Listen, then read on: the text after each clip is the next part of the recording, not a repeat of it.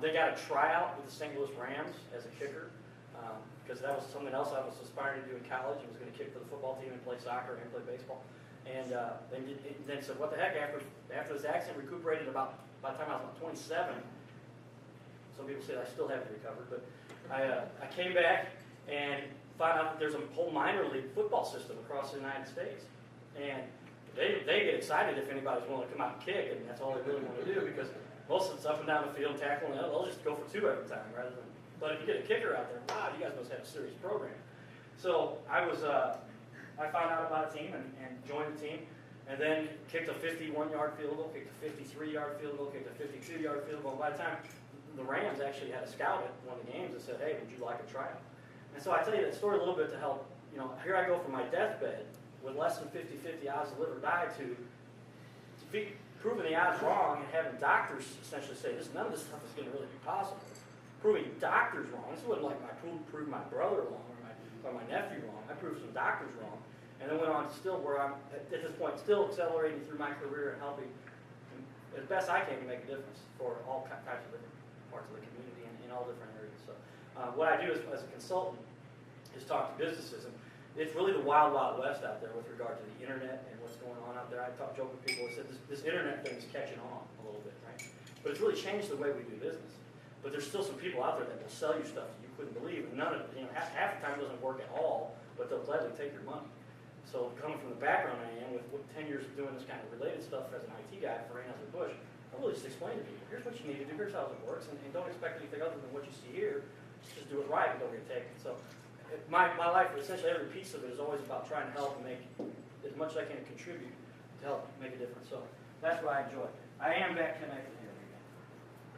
How long did it take you to rehab from the accident? Well, I'm 38, so Still working hard. 45 years.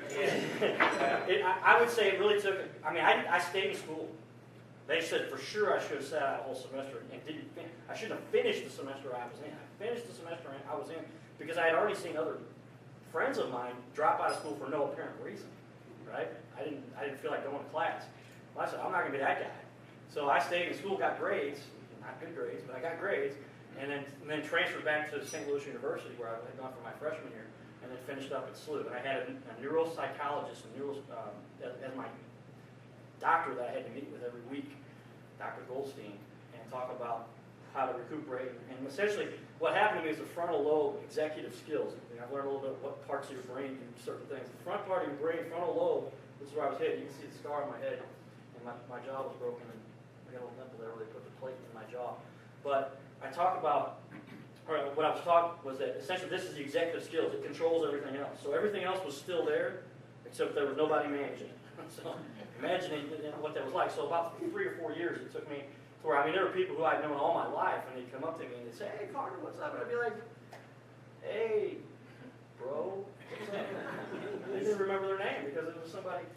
So here are... That'll come back to you. I have that happen right now. That's what I'm saying, that'll come back to him as he gets older. Right. Oh, yeah, it's over now. Cheryl, what's her name? I'll show you a little bit. What I talk to kids about, I'll give you the quick version. How what time do we have? Yeah. So about 1. Yeah, 1 o'clock. Okay. Yeah, no problem. This is my mom and dad, both engaged. This is on my dad's porch of his house. He still owns in Fayette, Missouri. And then this is all loading. This comes from my website, which is cardinalcowboy.com. And I talk all kinds of activities and fun stuff that goes on there. That's me when I was a kid. Yeah, I used to be cute. All kids were cute. I'll jump ahead. Slide 19, 20, 20. This is the car I was riding in. Isn't that kind of exciting? This is the front of the car. I think back one slide is. Here is. You tell me if this is a car or if it's a hunk of metal. And you were in the back seat? I was in the back left seat. Yeah, the cut was like. Jimmy Barnes died as a result. Who was the driver? Jimmy Barnes, yeah. If you ever Google my name, one of the first articles that comes up is my name is mentioned in a PDF, and it shows up. And 1 or 2 things. Yeah, I spelled my name right. But anyway, there's the front of the car. But it's not even about me, it's about Jimmy Barnes, the kids that have been killed as a result of a drunk driver. So that's the front of the car. Here is the truck. And my dad, being the guy he is, said, look, this is a part of your life. I'm going to go and take pictures of what happened here. And he took these pictures. And he had took them on this old stuff called photo paper, I think, and I had scanned them in, but here they are. I want to show you the truck that hit us. You can see this guy, he had his fifth, this guy was a winner. He had his fifth DWI before he hit us. So naturally, how much insurance, who's covering him? Nobody, right? So Jimmy Barnes is killed in the accident, has to settle for the little bit of liability his parents had on himself, rather than any kind of payment out from a different group I won't name that was feeding this guy beer to do some work for him. There's the side of his truck that we hit. The truck bed is laying sideways back there. It became detached.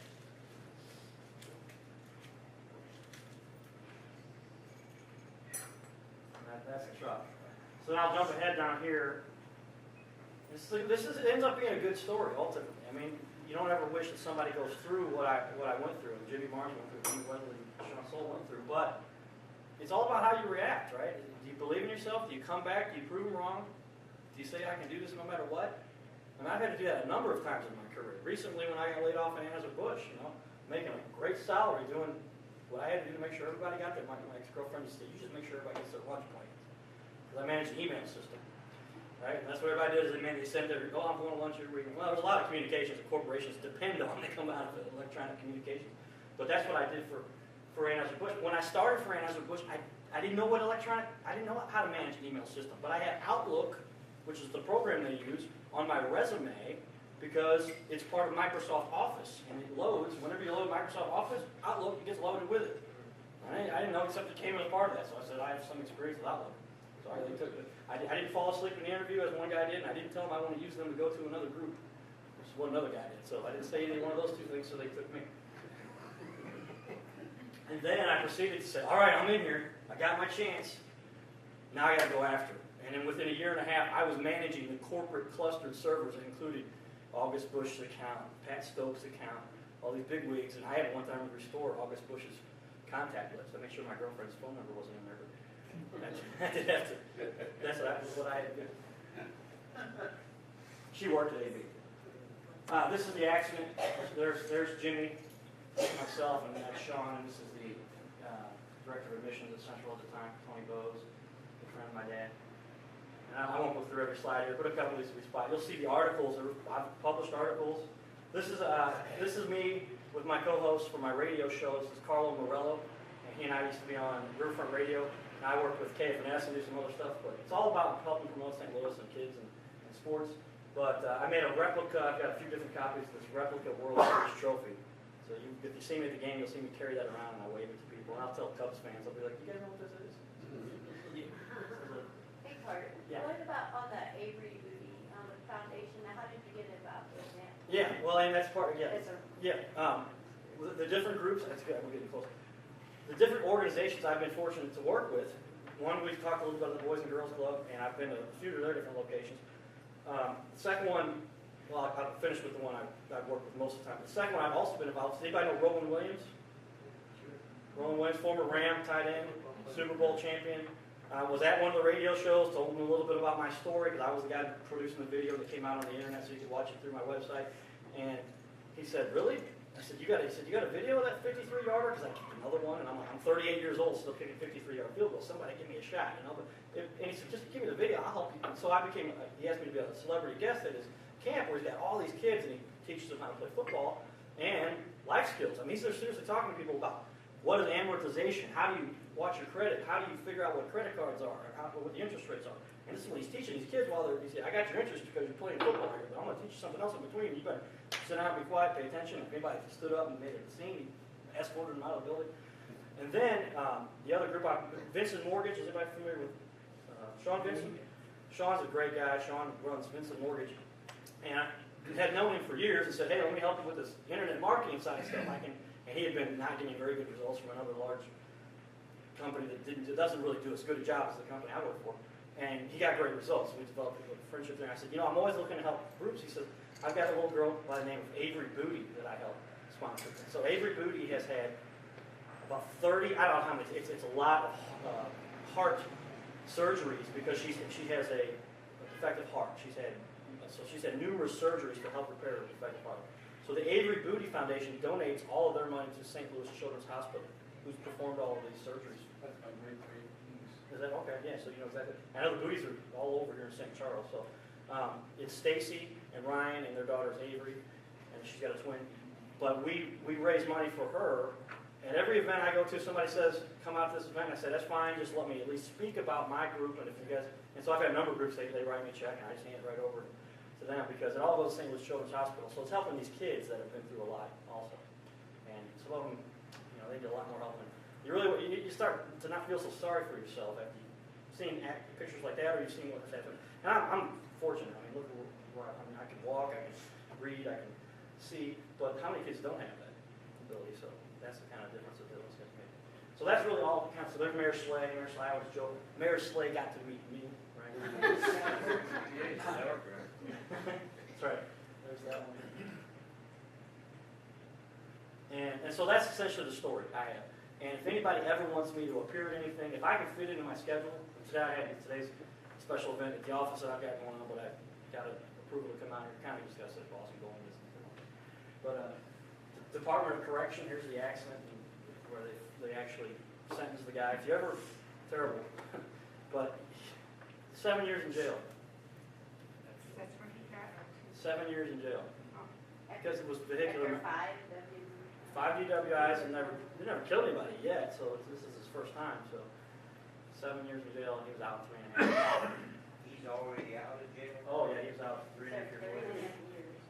3.5 years He later. served 3.5 years. Oh.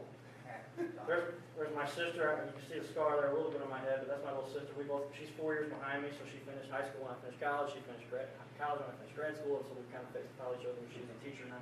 There's my good friend Fred Bird. I think that's actually Justin, who's a friend of mine.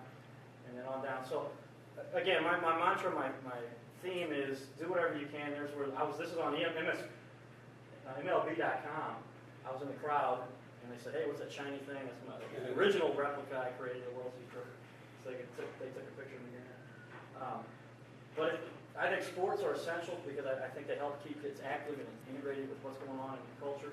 There's DMC from Run DMC. So DMC got to meet me too. But we did a an hour interview with DMC from Run DMC, which for the kids is a big popular group. So that's about all I've got. So like any questions you guys have, please feel free to stop by and talk. Is there only one Fred Bird, or do they have different ones? Well, there's only one that you'll ever see at any given time. But there's actually two of them. Okay. Brian and Justin. And one's a little shorter than the other, so I know the difference. We have a little token for appreciation for Governor Optimist, and thank you very much. Thank you for helping us work out.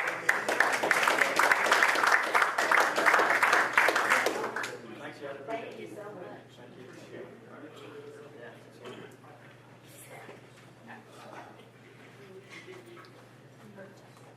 Okay, if we could stand up, we will do the creed. Sally, you can start us off on the creed today. Promise yourself. Self to be so strong.